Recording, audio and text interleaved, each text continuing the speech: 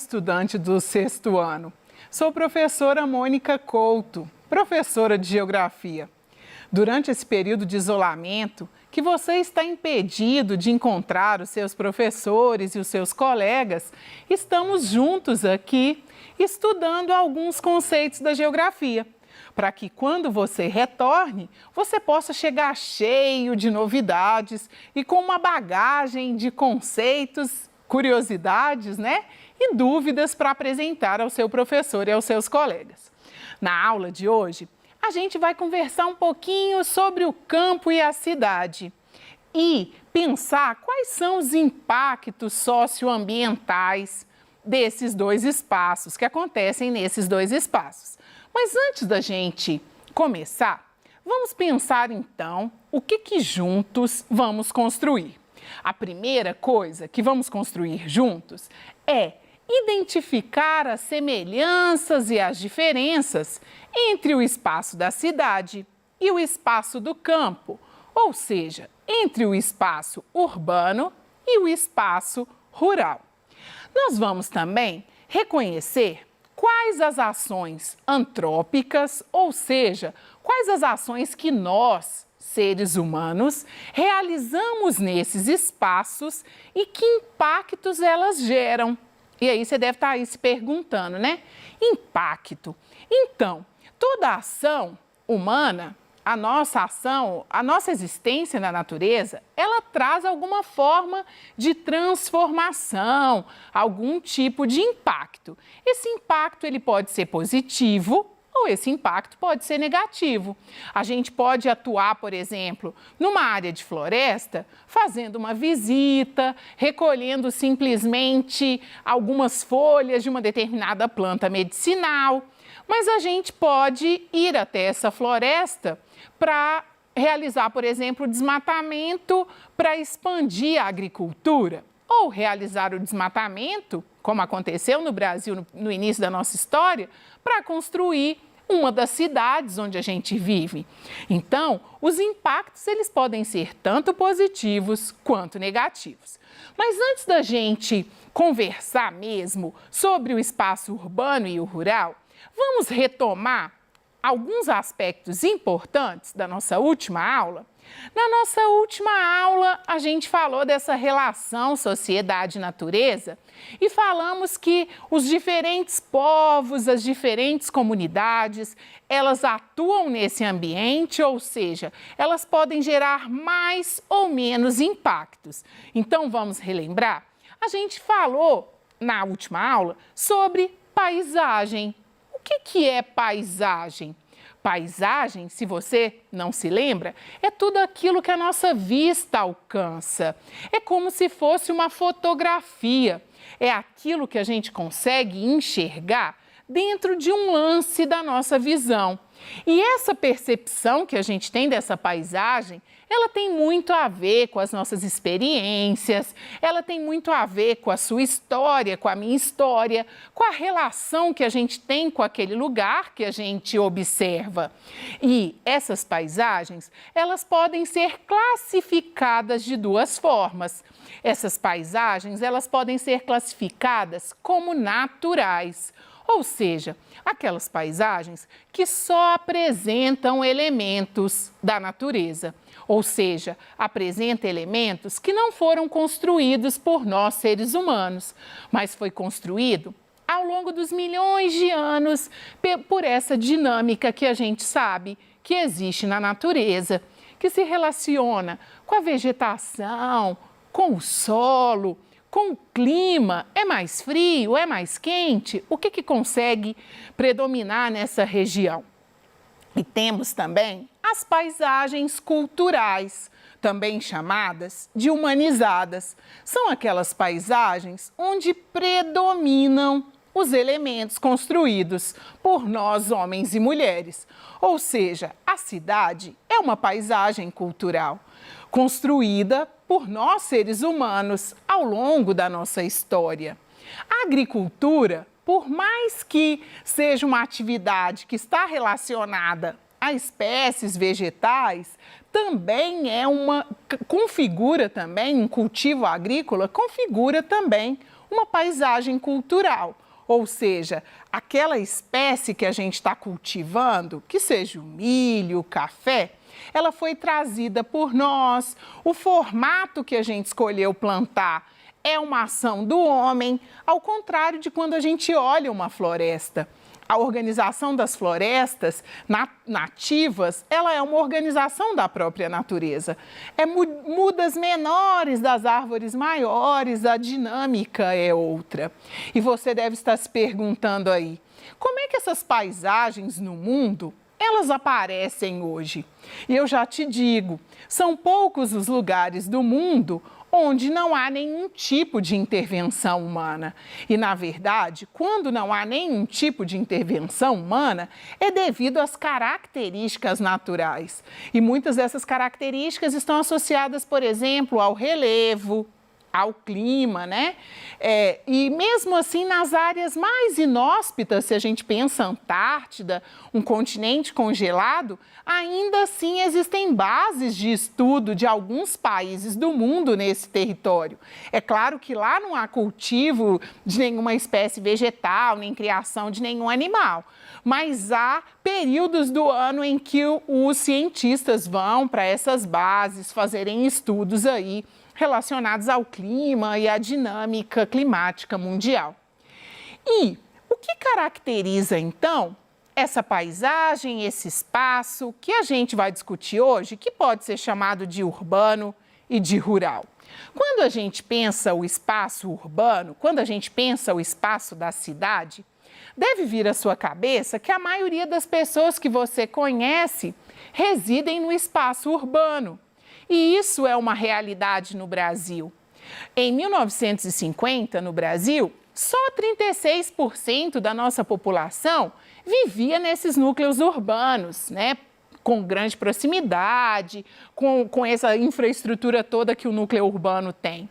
Hoje em dia, esse número bate mais de 81% da população brasileira vivendo nas cidades. E as cidades, elas têm essa característica da concentração das pessoas. Mora muita gente em um espaço muito pequeno. E por que mora gente em um espaço muito pequeno? A forma de construir das cidades é uma forma diferente da zona rural. Existem bairros onde predominam prédios. E o que acontece em um prédio? Eu tenho uma unidade plurifamiliar. Imagina que no prédio onde alguns de vocês residem, existam, por exemplo, 4 apartamentos por andar. Quantas pessoas não moram no mesmo lote onde esse apartamento foi construído? Então, a forma de organização do espaço é uma forma onde você tem uma maior infraestrutura, então você vai ter ruas pavimentadas, você vai ter a presença de equipamentos urbanos como hospitais, escolas, áreas de lazer, teatro, parque. Você vai ter a maioria da população ocupada em atividades da indústria, do comércio ou da prestação de serviço. Se você parar e pensar um pouquinho aí nos seus familiares, você vai perceber que ou eles trabalham em alguma indústria, ou eles trabalham prestando algum tipo de serviço no comércio, ou eles são prestadores de serviço, que é o caso dos professores, que é o caso dos médicos. E a cidade, ela tem uma característica, há um distanciamento da natureza. Aí você vai falar assim, ué, mas aqui tem árvore, aqui tem um córrego. Embora os elementos da natureza, eles estejam presentes na cidade, eles estão presentes de uma forma muito transformada. Alguns dos nossos parques, eles foram construídos. Quer um exemplo de uma paisagem que parece natural e não é? A Lagoa da Pampulha, em Belo Horizonte. Uma lagoa que foi projetada no contexto de criação de todos aqueles prédios que formam o conjunto arquitetônico da Pampulha. Então, na cidade há esse distanciamento da natureza. Aqui, para você pensar um pouco, são 2 imagens de 2 cidades e, mesmo sendo cidades, elas são muito diferentes. Em uma imagem você tem a cidade de São Paulo, e aí a maior cidade brasileira, né, em número de pessoas, em desenvolvimento econômico. E do outro lado você tem a imagem de Ouro Preto. Então, embora você tenha essa característica de centro urbano, em uma delas há mais presença de elementos da natureza, que é no caso de Ouro Preto, do que na cidade de São Paulo. No ângulo da imagem na cidade de São Paulo, você não consegue reconhecer, por exemplo, nenhuma árvore. Em contrapartida, na imagem de Ouro Preto, pela forma de organização espacial, pelo próprio relevo, há essa mescla entre as duas características. E se a gente falou da paisagem da cidade, como é que se configura essa paisagem do campo ou essa paisagem rural? Se na cidade moram muitas pessoas juntas, no campo há uma pulverização desse grupo de pessoas. Ou seja, como eu preciso de espaço físico para realizar as atividades econômicas, da agricultura, da pecuária e do extrativismo, eu preciso de extensas áreas. Então, logo, as comunidades rurais, elas são menores. As propriedades, elas são grandes propriedades, porque nelas se praticam a agropecuária, mas com volume reduzido de moradores.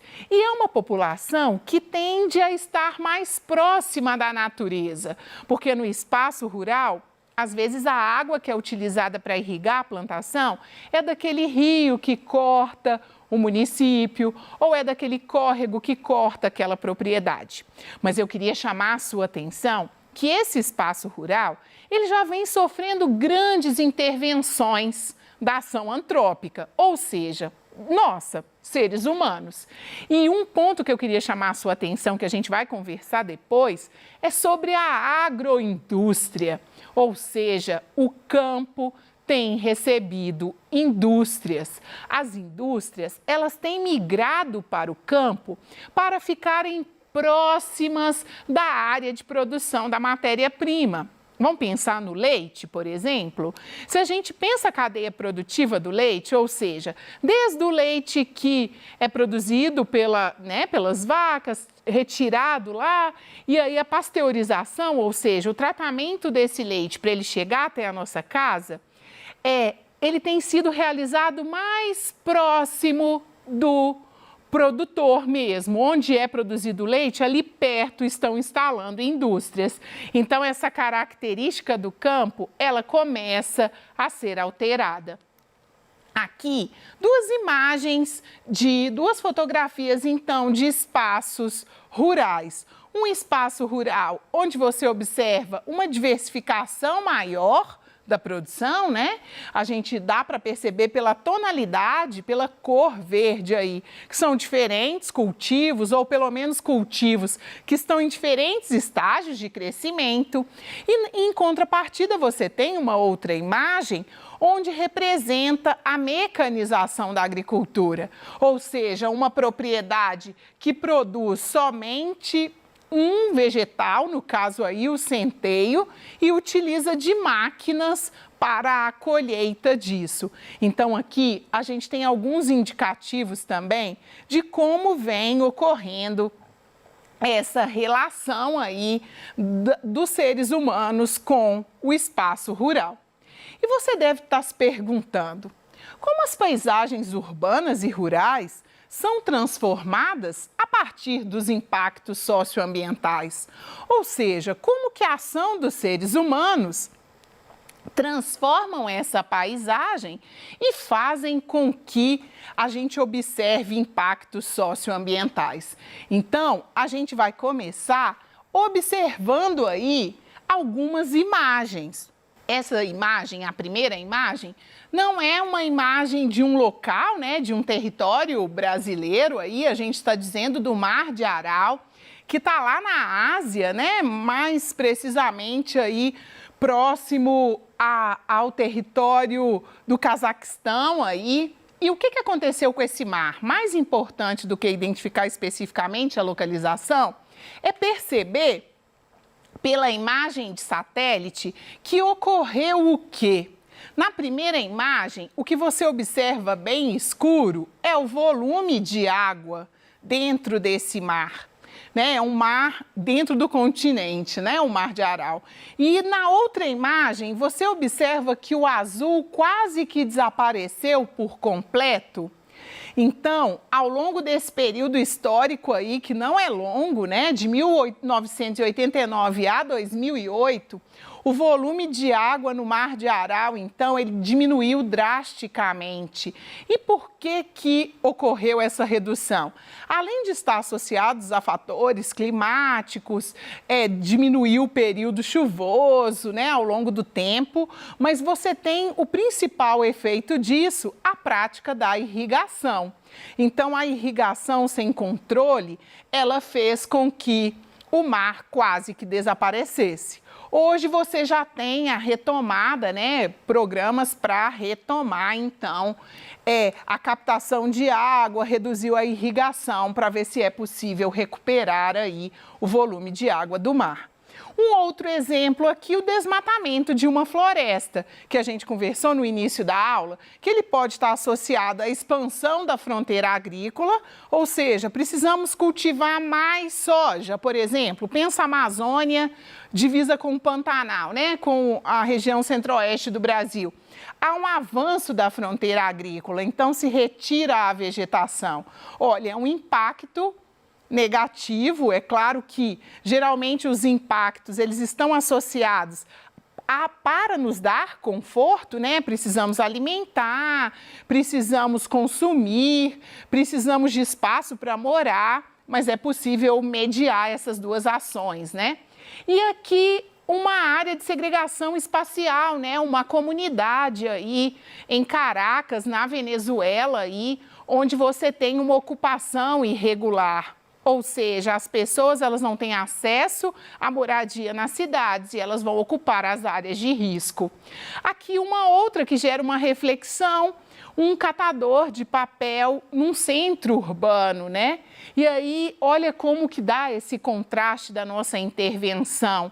Ainda nos centros urbanos, a gente tem a presença dos animais de carga. E olha aí as relações de trabalho e como é que esses impactos eles ficam representados principalmente pela concentração de renda.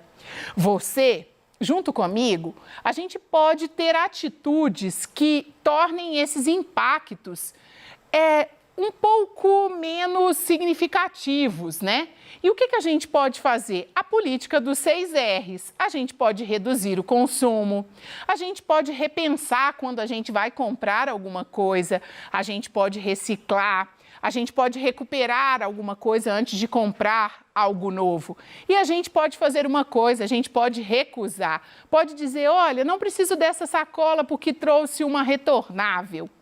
Aqui é só para a gente pensar junto como que esse impacto ele é sentido em diferentes épocas e contextos. Aqui a gente tem uma notícia que diz que subiu a produção de lixo doméstico no período de coronavírus, da pandemia, no município de Bento Gonçalves, no Rio Grande do Sul. E aí fica a dica para você refletir. Qual o impacto socioambiental destacado na notícia? A produção do lixo é um impacto que todos nós seres humanos causamos? O impacto socioambiental gerou modificação na paisagem? Se por um lado estamos produzindo mais lixo doméstico, por outro menos produtos estão sendo produzidos, por exemplo, combustíveis, há uma menor utilização dos combustíveis fósseis, será que isso equilibra esse impacto?